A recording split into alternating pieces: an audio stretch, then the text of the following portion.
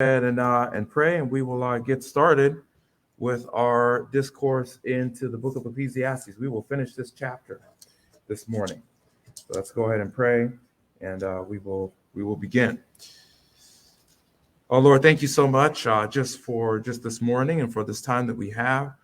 Thank you for your grace and for the knowledge of your scriptures and how it informs us of how to see life here as we live. Pray, God, that this would be beneficial and instructive, and that overall, Lord, you would be glorified. We love you so much and give you due praise, for it's in your Son's name. Amen. Okay. Well, if you notice, for those of you guys who have notes this morning, I changed the format.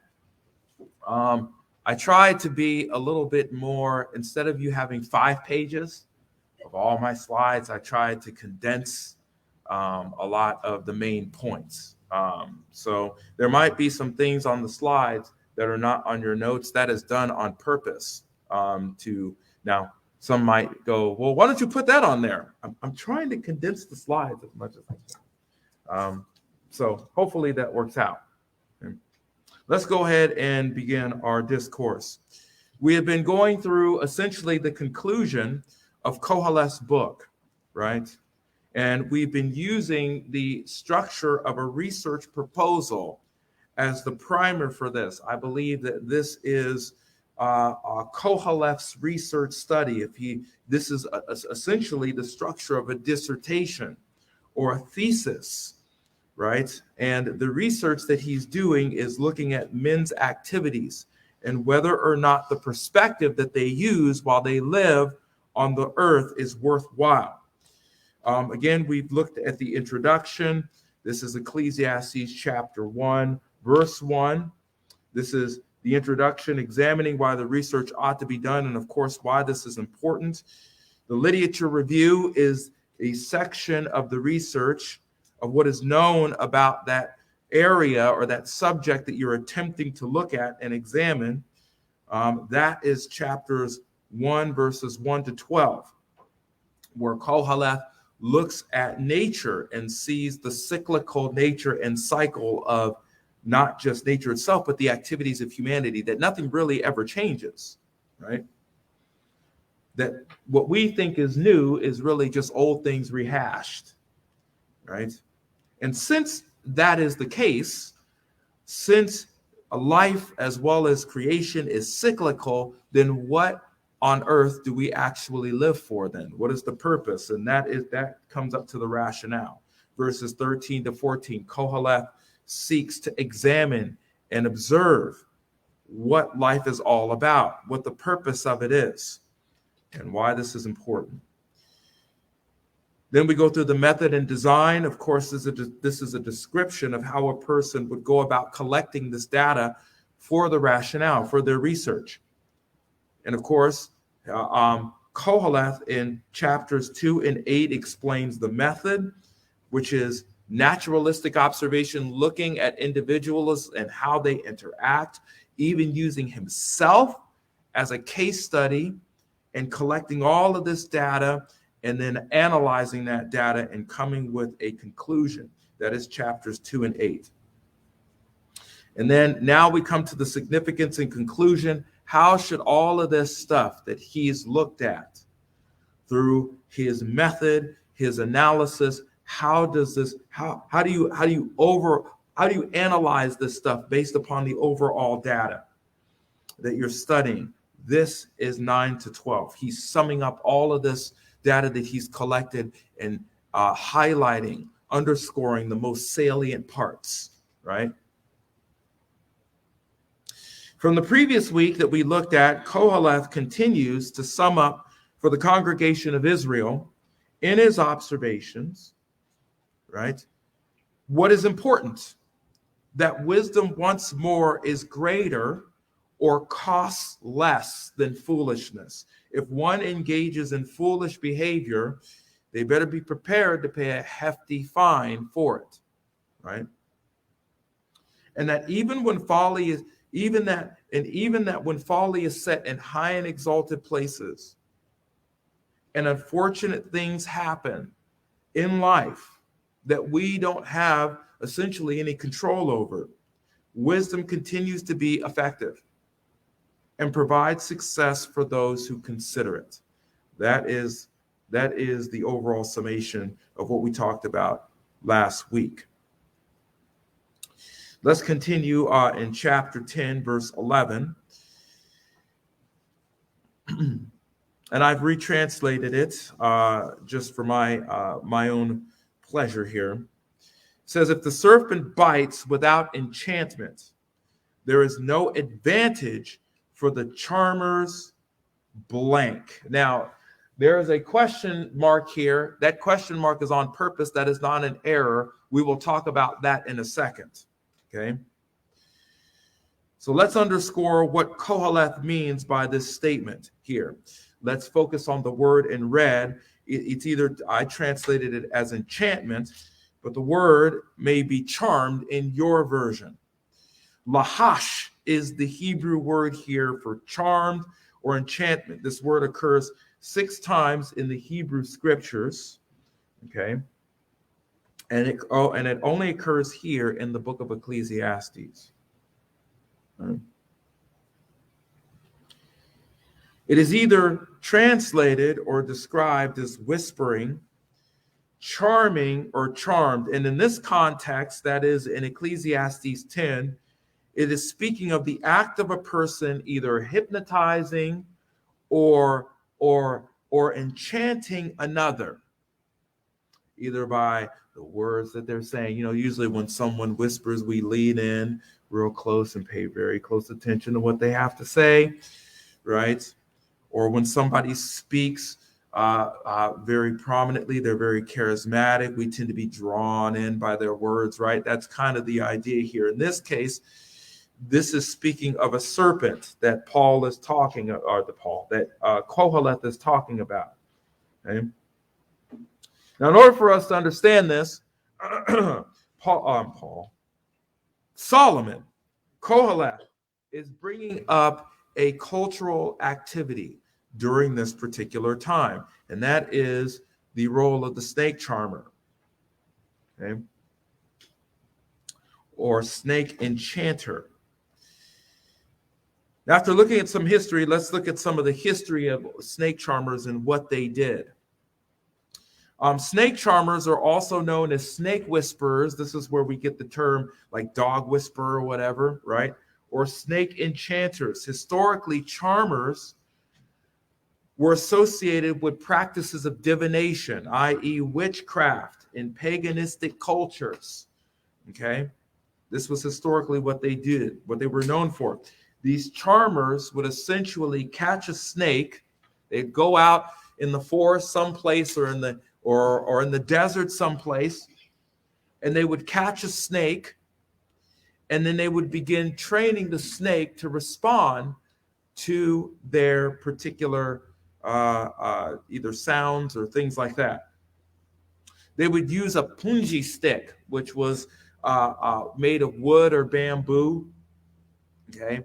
And they would, of course, put it in front of them, and if the snake struck the stick with its fangs, it would hurt and possibly prevent them from striking the charmer. So the charmer would try to prevent the snake from biting them by using this stick, right? And of course, it was hard wood or things like that, and it would hurt the snake or discomfort the snake.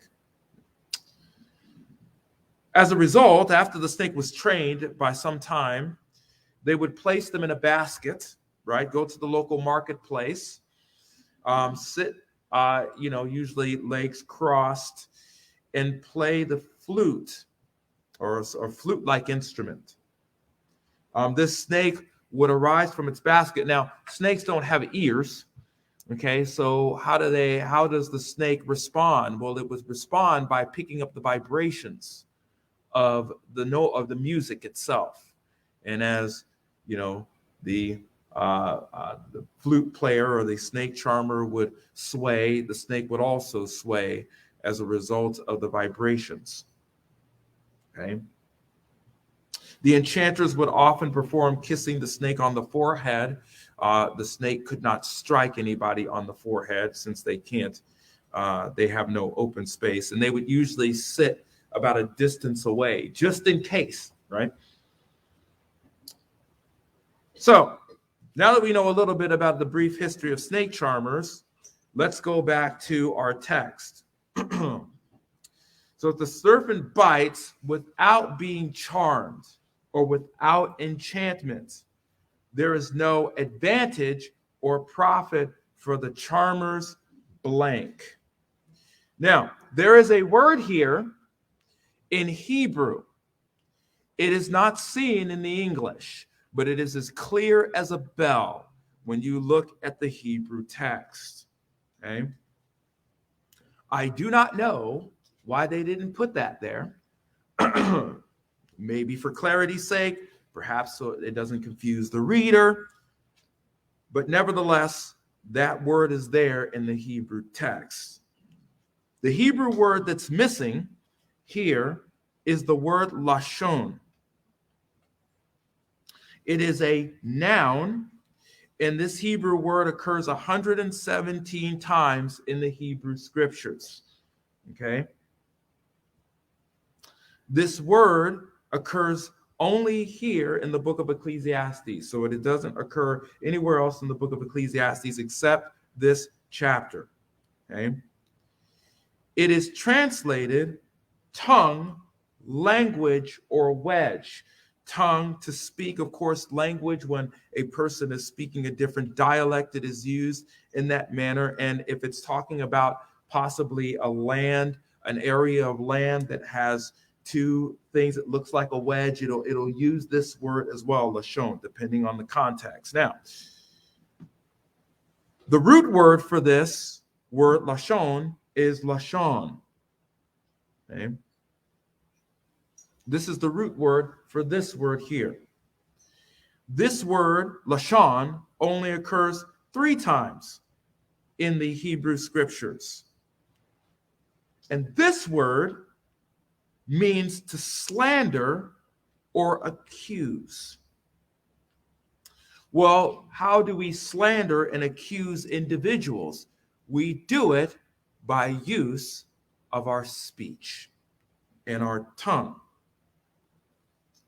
This word, that is the root word, lashon, emphasizes a person who seeks to destroy a person's reputation, their name, their fame, by their speech. Okay? So, what does this mean? Koheleth, in this statement, that is, if the serpent bites without enchantment, there's no advantage for the charmer's tongue. Okay? So I added that. Why is that? Because Koheleth in this statement is greasing the skids for his next one.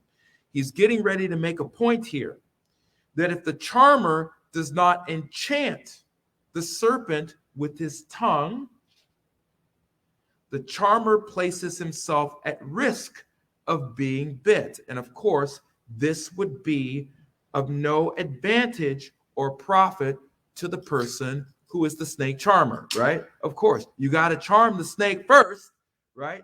You can't just come up to it, otherwise it's going to bite you, right? You got to be intentional with your actions, particularly your speech.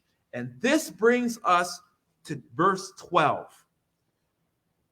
Words from the mouth of a wise man are gracious, while the lips of a fool consume him. That's the point, right?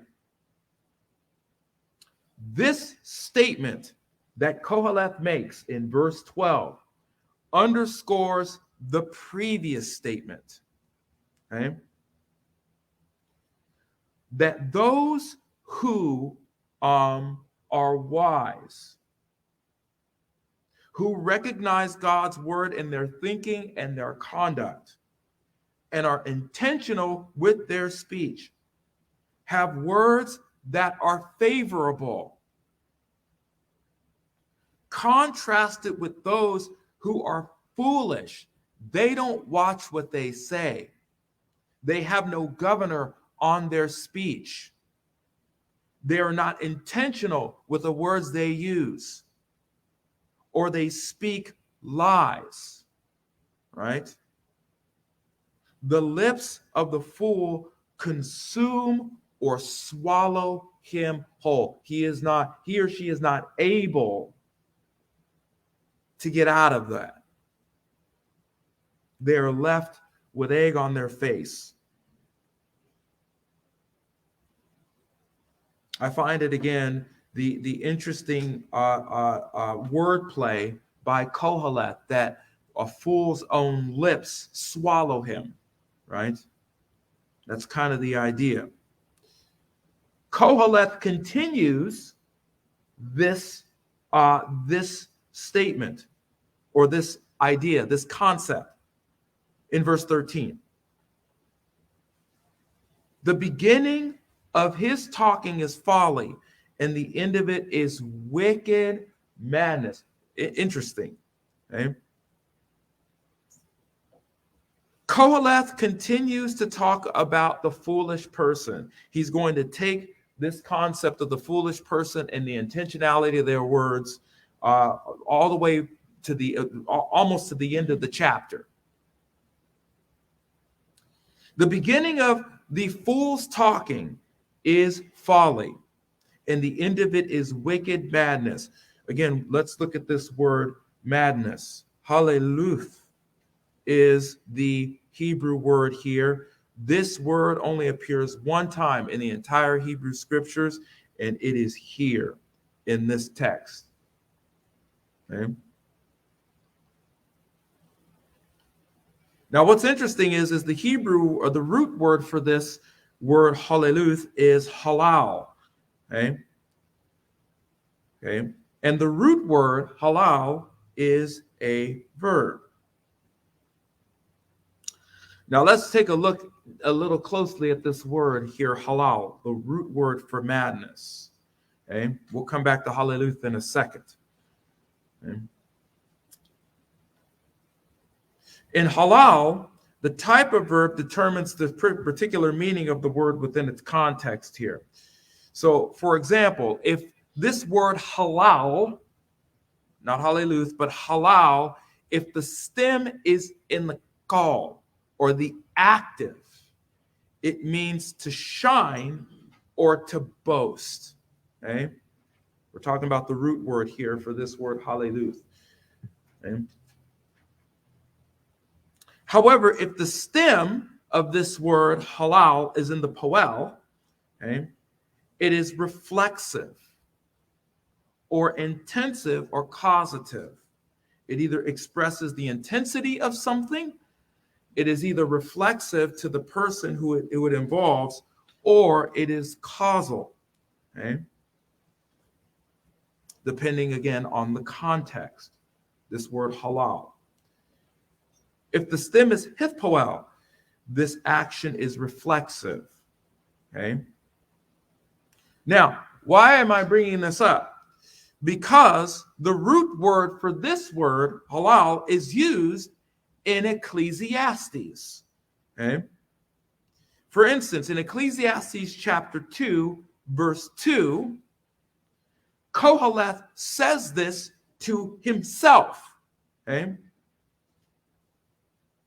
He says, "Come now, I said to myself, come now, I will test you with pleasure. So enjoy yourself. And behold, it too was useless or futility. I said of laughter, it is madness." Halal. He's saying this of himself. He's saying this of himself concerning this madness that he's observing. And of pleasure, what does it accomplish? Right? It also is observed in chapter 7, verse 7. Okay? It says, "For oppression makes a wise man mad." We talked about this particular verse, this statement of Koheleth, when we examined chapter 7, that even oppression, when a wise man is put under great oppression and is exploited by individuals, the result makes him mad. And a bribe corrupts the heart, right?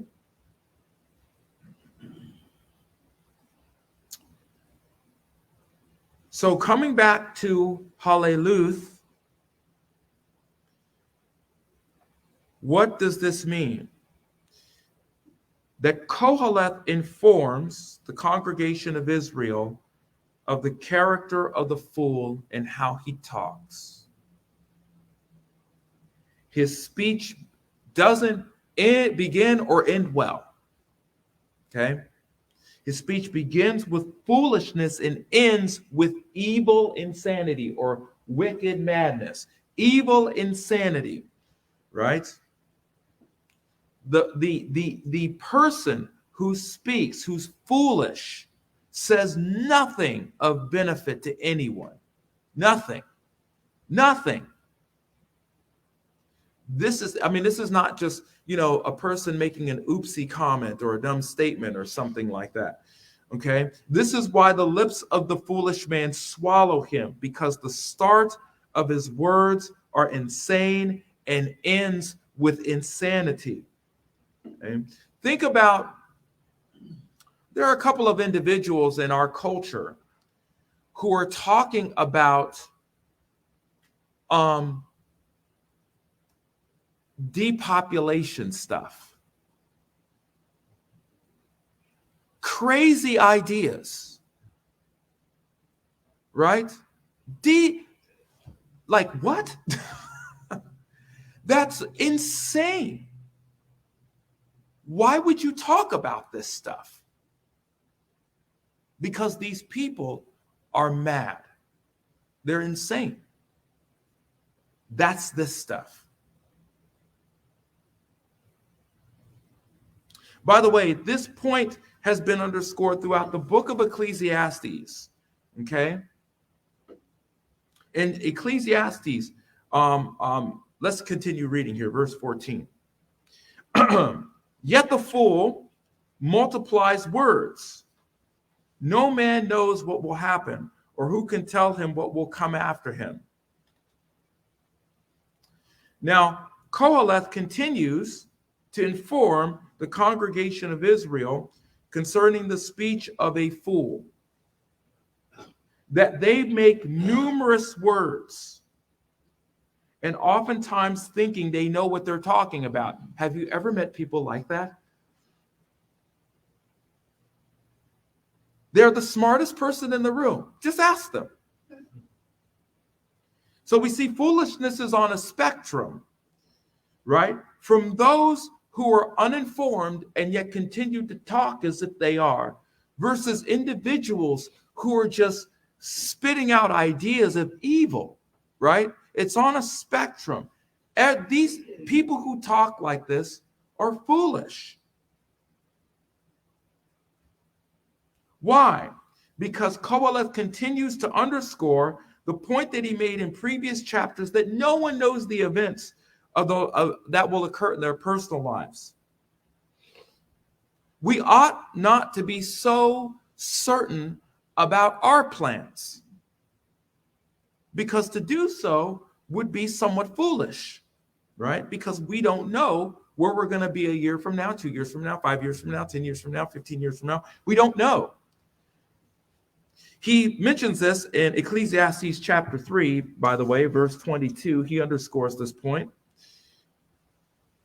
That I have seen, or I've inspected, I've observed, that nothing is better than that man should be happy in his activities, for that is his lot. For who will bring him to see what will occur after him? So the things that we have to do today, we ought to enjoy, right? That doesn't mean we can't make plans, but we ought to enjoy the things that we have today, right? And not be so quick to be certain about our plans for the future, because we don't know, right? In Ecclesiastes chapter 8, verse 7, Koheleth underscores this as well. If no one knows what will happen, who can tell them when it will happen? Fortune tellers are some of the dumbest people on the planet. They can't tell you your future.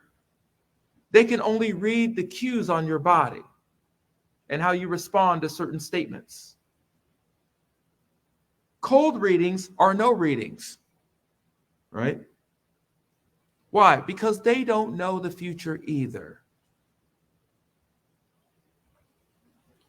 When we talk as if we know what will happen, we don't know, right?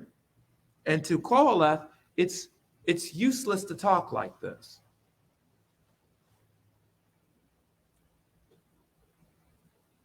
Also, too, individuals who talk about these evil activities, they talk as if they might be able to actually pull this off. And yet they are just as foolish. Let's continue to verse 15. We're just moving along here. The toil of a fool so wearies him that he doesn't even know how to go to a city. That's pretty ridiculous, isn't it? That the toil of a fool wearies him, he doesn't even know how to go to a city. What kind of statement is this? This seems like a diss of some sort, right? Koheleth opening up the diss track. What does this mean here? Koheleth, interesting statement, is that the labor of a fool tires a person out so much that this person is senseless in how to walk. They don't even know how to walk right. Once more, it would appear that Koheleth is speaking to a person who has directionless character.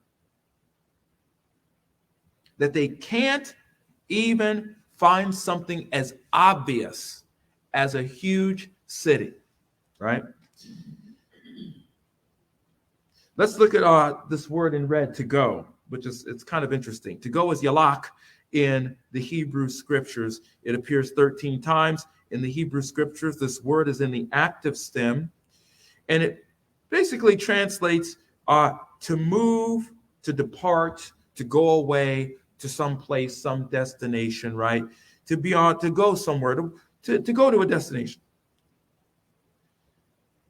This word may be translated or may be related to the word halak, which means to walk. Okay, could be associated with that. They are very similar in how they are spelled out in the Hebrew. Not only is it used literally to get up and walk and go someplace, but it is also used figuratively. In Exodus chapter 9, verse 23, it is described, the river is described as running down a slope or a hill. That word is yalak. That word is halak there, or yalak. Okay, it's going down a hill, and Moses uses this word to underscore how it's the direction and how it's going down, the intensity of it.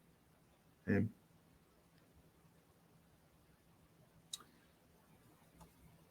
We continue here in Ecclesiastes chapter 10, verses 16 to 17. Again, Koheleth is just kind of racking up this imagery of a foolish person. Okay? And their activity. He says, "Woe to you, O land, whose king is a lad, and whose princes feast in the morning. Blessed are you, O land, whose king is of nobility, and whose princes eat at the appropriate time, for strength and not for drunkenness." I think we kind of get the picture here. We don't have to go too deep into the weeds of this. But let's go ahead and take a look at this statement here that Koheleth gives the congregation of Israel, comparative statements here. And we see some of the qualities of these statements here found in verses 16 to 17. First of all, woe to you is a statement of lament or grief within the Hebrew scriptures. Okay? We even see it in the Greek scriptures where Jesus begins to levy all the woes, right? Particularly to the Pharisees. This is a statement of lament or grief. Woe to you, right? You guys have a big problem. Versus blessed or favored are you. This is a statement of praise and condemnation, commendation within this context. That you're in a favored position. right? Whose king is a lad. This is interesting. Na'ar is the Hebrew word here. Someone who is very young, who doesn't have a lot of knowledge or a lot of wisdom. They kind of live in their own appetite, you know? Versus whose king is nobility, or ben, whose king is, this word translated in some contexts is used as son. But in this context, it is talking about nobility, one who has had some experience, one who is trained, so to speak, who is of noble mind, right? And whose princes feast in the morning. Now, what's so wrong with that, right? Well, who feasts in the morning? In other words, they have an improper activity and conduct. They're just here to party. That's all. They don't care about. They're not concerned about the responsibilities of running a kingdom. They couldn't care less, right? They just want to eat and drink and be merry, and that's it, right? With the position that they have to rule and govern individuals, their interest is of themselves. Okay? Don't bother me right now. We're having a party, right? Versus these princes eat at the appropriate time, right?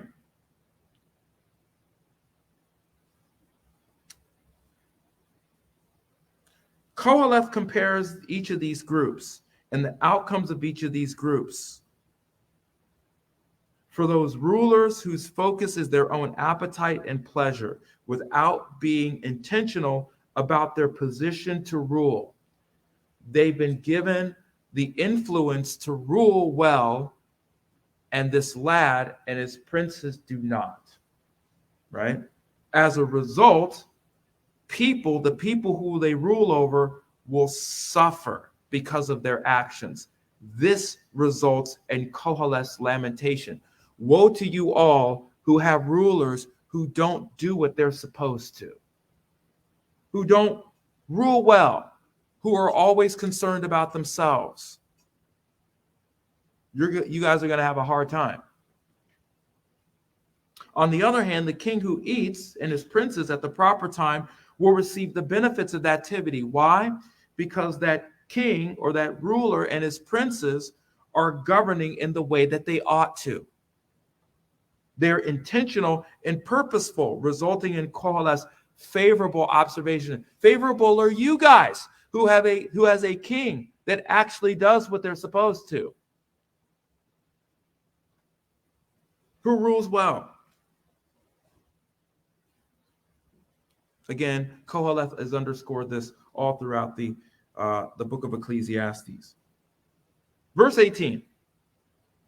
Through indolence, the rafters sag, and through slackness, the house leaks. Easy, right? Indolence. Let's take a look at this. Atzlaw occurs 2 times in the Hebrew scriptures, 1 time in the book of Ecclesiastes. Okay. This translates as lazy. Now, I'm not talking about like having just lazy days, right? You work, you come home, right? You just want to watch some TV.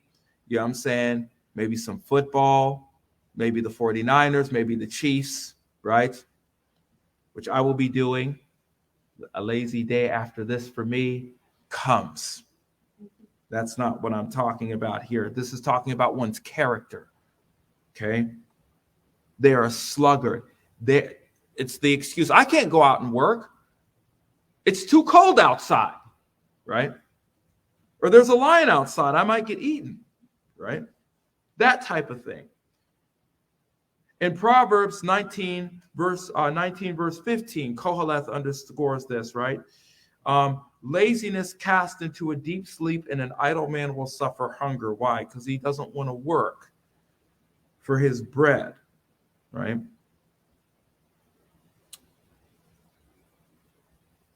So, of course, what is Koheleth getting at here? Very easy. Qoheleth noted to the congregation of Israel that one's character of laziness and idleness of a person leads to a deteriorating residence, right?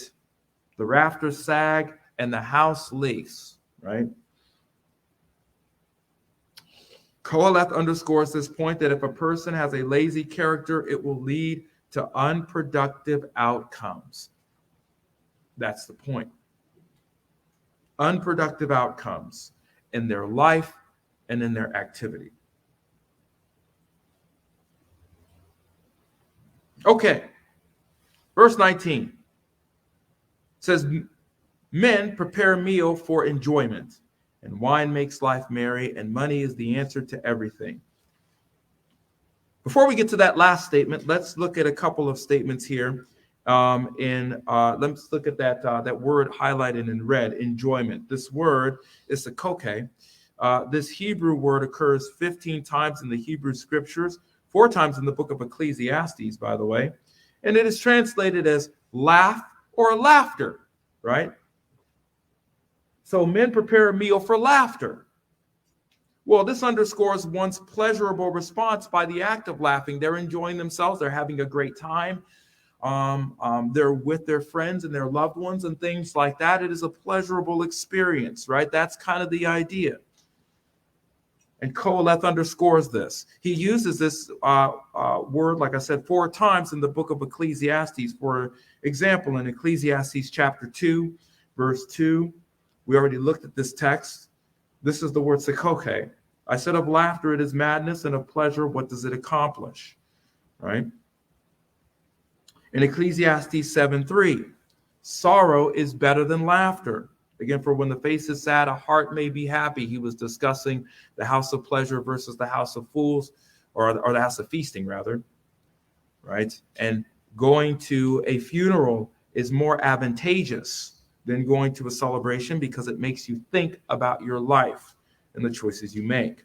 In Ecclesiastes chapter 7, verse 6, he talks about the characteristic of the laughter of a fool. For as the crackling of thorn bushes under a pot serves no purpose, right? It's just noise.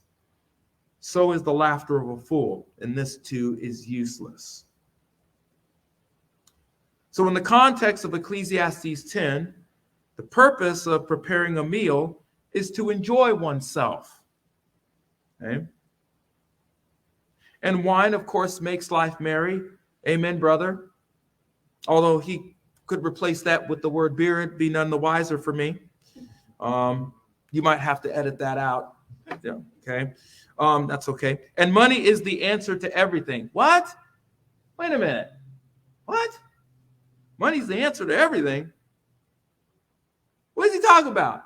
Is he promoting profligate greediness of money? Well, if we've been paying attention this whole time, he's already made this point several times in this discourse. Qoheleth continued his conclusion by giving some positive counsel. That people prepare bread, that word for meal is bread, for laughter or celebration, right? You know, having a meal with friends and loved ones, getting together and talking and laughing, sharing stories, sharing things we want to do. These are all enjoyable things. One of the things we always look forward to is our Christmas party, right? That's kind of the idea, right? Is coming together and enjoying each other. And wine makes life merry or enjoyable, right? And that money, that is literally silver, is a helpful resource. That's what it means. He's not saying that, you need to collect all of the money you can. That's not what it is. We use money for tons of things, not only for the things that we need, but also for things that we enjoy doing, right? That's the point. As a matter of fact, Qoheleth has made this point all throughout the earlier chapters. For example, in Ecclesiastes chapter 2, verse 24, there is nothing better for a man than to eat and drink and tell himself that his labor is good. Bread, wine, meals, drink. Right. Enjoy yourself, right? This all as also I have seen that it is from the hand of God. That all of these things that have been given to us have been given to us by God for us to enjoy. In Ecclesiastes chapter 3, 12 to 13, for I see that there's nothing better for them to rejoice and do good in one's lifetime. Moreover, that every man who eats and drinks sees good in all of his labor. That's the result of why we work, right? To eat and drink, to enjoy ourselves. That's the point, right? It is the gift of God. In Ecclesiastes 5, he says the same thing. Here's what I've seen to be good and fitting: to eat, to drink, and enjoy oneself in all one's labor which he toils under the sun during the few years of his life, for which God has given him, for this is his share. Furthermore, as for every man to whom God has given riches and wealth, he has also empowered him to eat from them and to receive his reward and rejoice in his labor. This is the gift of God, right? Money, when used properly, is a good thing, right? You can use it to not only get what you need, but you can also use it to do the things you would like so that you may enjoy your life.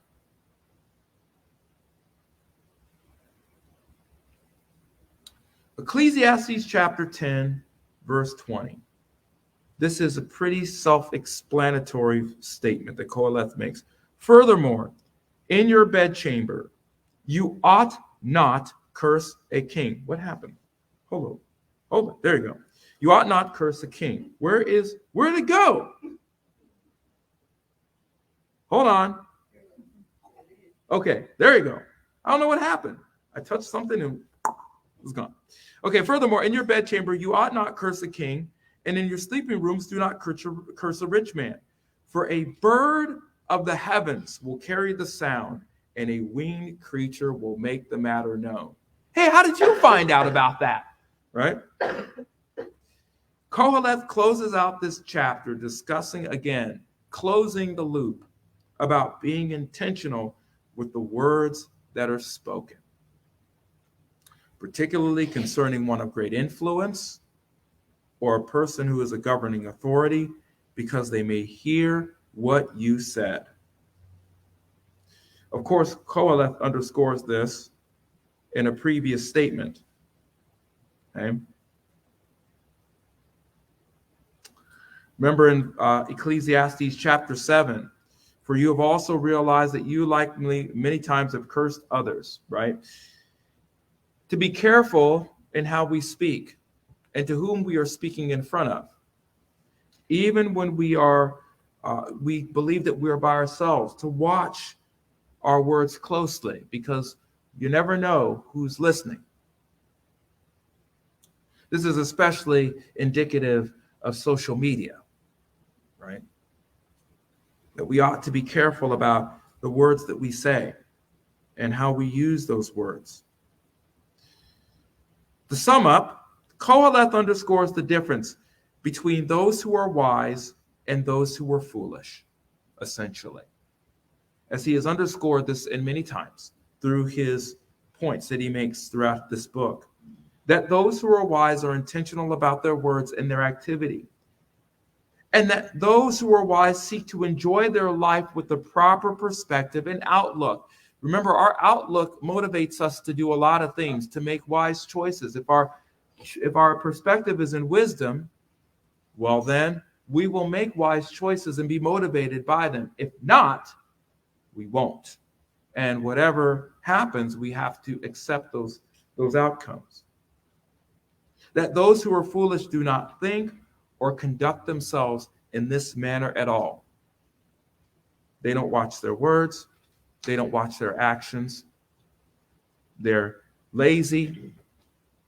And as a result, due to their life, they pay those consequences. That's the heavy cost, I suppose, of being foolish.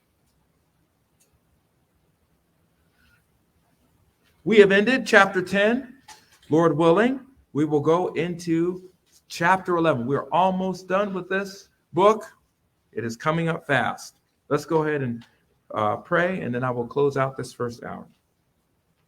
Lord, thank you so much for Koheleth and him reminding us that we can make good choices. We can make good choices in our lives. We can have proper perspective, that you have given that to us, that we don't have to figure out life by making a whole bunch of errors, but that we can use your wisdom and leverage that to make good, sound choices. May we continue to strive to be wise in the things that we do, and when we are unwise, to refocus on your word and the perspective and how we do our life here. Thank you so much, Lord, for it's in your son's name. Amen.